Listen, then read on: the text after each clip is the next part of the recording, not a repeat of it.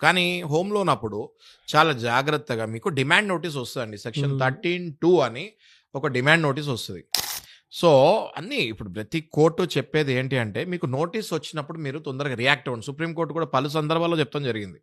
Okay. మీరు auction వరకెళ్ళకండి.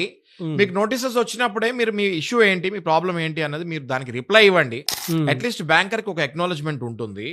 అది మీరు కోర్ట్‌లో కూడా రేపు సబ్మిట్ చేసుకోవచ్చు మేము రిప్లై ఇచ్చామనేసి. మీరు 13(2)కి ఫస్ట్ డిమాండ్ నోటీస్‌కి రిప్లై ఇయ్యరు. 13(4) ఇవన్నీ సెక్షన్ నంబర్స్ లేండి. అదే. 13(4) ఏమంటది? మీరు ఫస్ట్ నోటీస్‌కి రిప్లై ఇయ్యలేదు.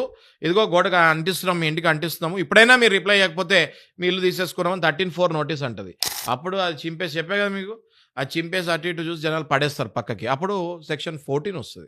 సెక్షన్ 14 ఈస్ వెరీ క్రిటికల్ అండి. దాని తర్వాత డైరెక్ట్‌గా మీరిందాక అన్నారు చూడండి మీ క్వెషన్‌లో డైరెక్ట్‌గా వచ్చి ఇల్లు ఖాళీ చేయమంటారు. గంట టైం ఇస్తాను, 2 గంటలు టైం ఇస్తాను. మీరు ఇల్లు ఖాళీ చేయండి.